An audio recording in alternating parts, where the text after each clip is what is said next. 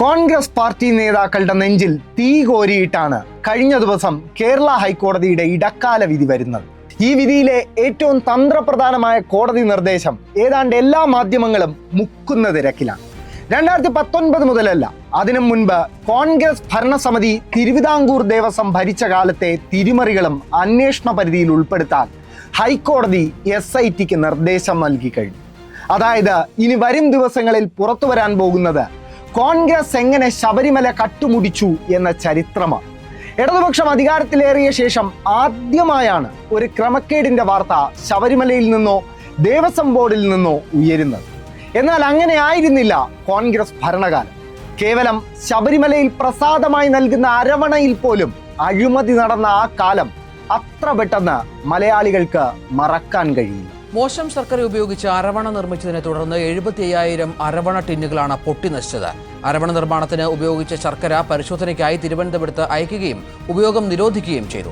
അരവണ മാത്രമല്ല, ശബരിമലയിലെ പാത്രങ്ങൾ വാങ്ങുന്നതിൽ ക്രമക്കേട് നടത്തിയ ഒരു കോൺഗ്രസ് ദേവസ്വം മന്ത്രിയുടെ സഹോദരൻ ശബരിമല അടക്കി വാണ ഒരു കാലം കൂടിയായിരുന്നു കോൺഗ്രസിന്റെ ഭരണകാലം. 2013-14 മണ്ഡല സീസണിൽ ശബരിമലയിലേക്ക് 1,87,00,000 രൂപയുടെ പാത്രങ്ങൾ വാങ്ങിയിരുന്നു. പാത്രങ്ങളുണ്ടായിരിക്കെ ആവശ്യമില്ലാതെ പാത്രങ്ങൾ വാങ്ങിക്കൂട്ടിയത് അഴിമതിയാണെന്ന് ആരോപണമുയർന്നു. ഈ സംഭവം മാതൃഭൂമി ന്യൂസ് റിപ്പോർട്ട് ചെയ്തിരുന്നു. തുടർന്നാണ് ഇന്നലെ ചേർന്ന ദേവസ്വം ബോർഡ് യോഗം വിഷയം ചർച്ചയ്ക്കെടുത്തത്. പാത്രം വാങ്ങിയ കാലഘട്ടത്തിൽ ശബരിമല എക്സിക്യൂട്ടീവ് ഓഫീസറായിരുന്നു നിലവിലെ സെക്രട്ടറി VS ജയകുമാർ. ആരോപണ വിധേയൻ സെക്രട്ടറി സ്ഥാനത്തിരിക്കുമ്പോൾ കൃത്യമായ അന്വേഷണം നടക്കില്ലെന്ന് ബോർഡംഗം K രാഘവൻ അഭിപ്രായപ്പെട്ടു. മുൻ ദേവസ്വം മന്ത്രി VS ശിവകുമാറിന്റെ സഹോദരനാണ് VS ജയകുമാർ. ശബരിമലയിലെ പാത്രത്തിലും അരവണയിലും അഴിമതി നടത്തിയത് മാത്രമല്ല, വ്യാജരേഖകൾ ഉണ്ടാക്കി ആനുകൂല്യങ്ങൾ അടിച്ചെടുക്കുന്നതിലും കോൺഗ്രസ് ഭരണസമിതിക്ക് ഒരു പ്രത്യേക കഴിവ് തന്നെ ഉണ്ടായിരുന്നു.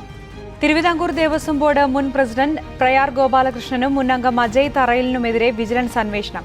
മുൻ ഭരണസമിതി വ്യാജരേഖകൾ ഉണ്ടാക്കി പണം തട്ടിയെന്ന ആരോപണത്തെക്കുറിച്ച് അന്വേഷിക്കാനാണ് മന്ത്രി കടകംപള്ളി സുരേന്ദ്രൻ ദേവസ്വം വിജിലൻസിന് നിർദ്ദേശം നൽകിയിരിക്കുന്നത്. 2016 ഓഗസ്റ്റ് 16 ചേർന്ന തിരുവിതാംകൂർ ദേവസ്വം ബോർഡ് യോഗം 1,15,00,000 മരാമത്ത് പണികൾക്കുള്ള അനുമതി ഉൾപ്പെടെ 26 സുപ്രധാന തീരുമാനങ്ങൾ എടുത്തിരുന്നു. യോഗ മിനിറ്റ്സിൽ മുൻ പ്രസിഡന്റ് പ്രയാർ ഗോപാലകൃഷ്ണൻ, അംഗമായിരുന്ന അജയ് തറയിൽ, സെക്രട്ടറി VS ജയകുമാർ എന്നിവർ ഒപ്പിട്ടിട്ടുമുണ്ട്. ഇനി പ്രയാറിന്റെയും അജയ് തറയിലിന്റെയും അന്നേ ദിവസത്തെ യാത്രാരേഖകൾ നോക്കാം. പ്രയാർ ചിതറയിൽ നിന്നും ശബരിമലയിലേക്കും അജയ് തറയിൽ ആലുവയിൽ നിന്നും ശബരിമലയിലേക്കും എത്തിയെന്ന് രേഖകൾ കാണിച്ച് യാത്രാബത്ത വാങ്ങിയിരിക്കുന്നു. ഈ രേഖകളാണ് മുൻ ഭരണസമിതിയെ സംശയത്തിന്റെ നിഴലിൽ നിർത്തുന്നത്. ഒന്നെങ്കിൽ യോഗം ചേരാതെ സെക്രട്ടറി മിനിറ്റ്സ് ഉണ്ടാക്കിയ ശേഷം പിന്നീട് ഇവർ ഒപ്പുവച്ചിരിക്കുന്നു, അല്ലെങ്കിൽ ശബരിമല ദർശനം നടത്തിയെന്ന വ്യാജരേഖയുണ്ടാക്കി യാത്രാബത്ത ഇരുവരും കൈപ്പറ്റിയെന്നാണ് ആരോപണം.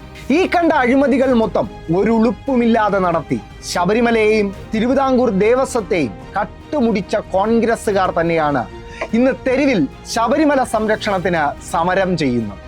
കാണ്ടാമൃഗത്തേക്കാൾ തൊലിക്കട്ടിയുള്ള നേതാക്കൾ കൂടെയുള്ളപ്പോൾ കോൺഗ്രസുകാർ ഇതല്ല ഇതിനപ്പുറവും ചെയ്യും.